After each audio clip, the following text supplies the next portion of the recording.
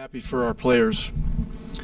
The last month has really been so challenging in so many ways, but we have an amazing group of guys.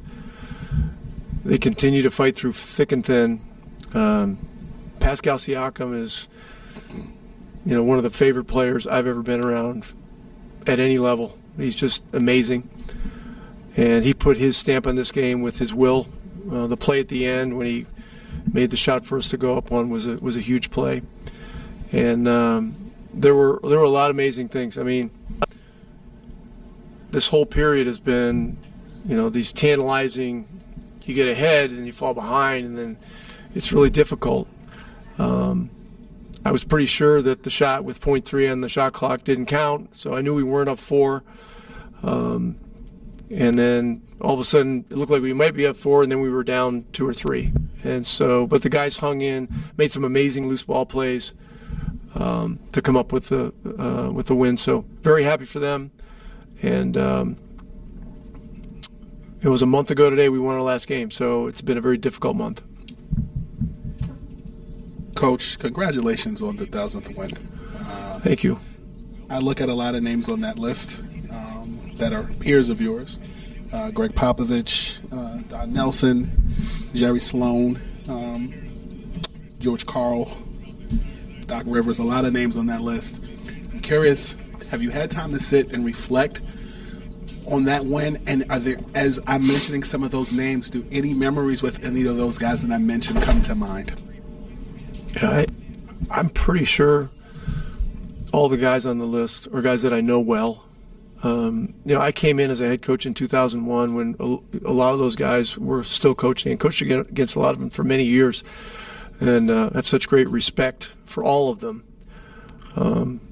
Lenny Wilkins, who recently passed, was the former president of the Coaches Association before I took over in 2005. I've passed the torch to J.B. Bickerstaff, who's now the new president as of 8 days ago, and he's going to be an amazing leader for us. Riley, Phil Jackson,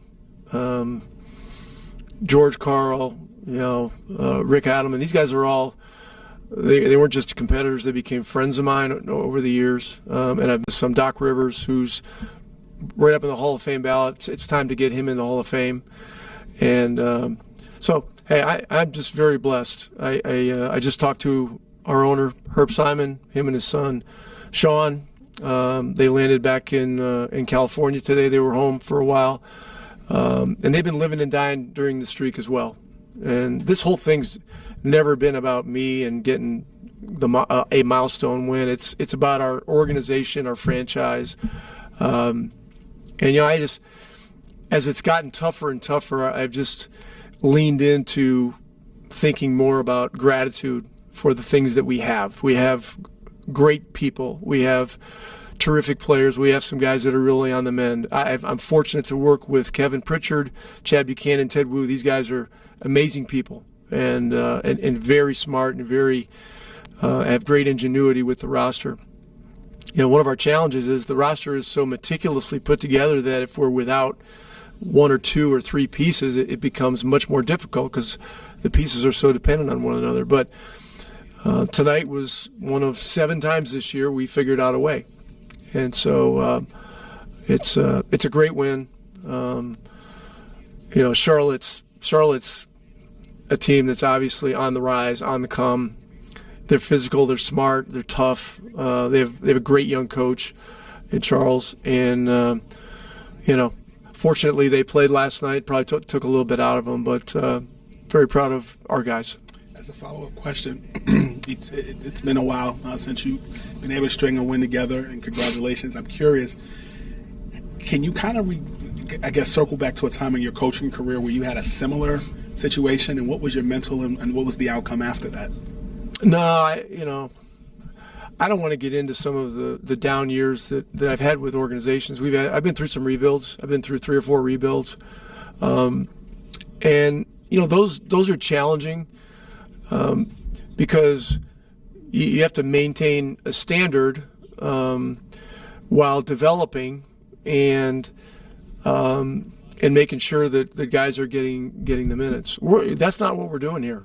We're competing, and every team that we've played over the last month is a team that's playing well, and the parity in the league is unprecedented. It's never been like this, So any win is going to be a massive fight. It's going to be a dog fight. And then tonight, we get news before the game that Nemhard was going to be unable to play. We'd heard this morning he had some tightness in his lower back, and so I figured there was a very good chance he wasn't going to be able to play. And Quentin Jackson starts the game and did a great job for us. And McConnell was amazing. And these guys, are at their minute thresholds and everything else. And so very proud of them.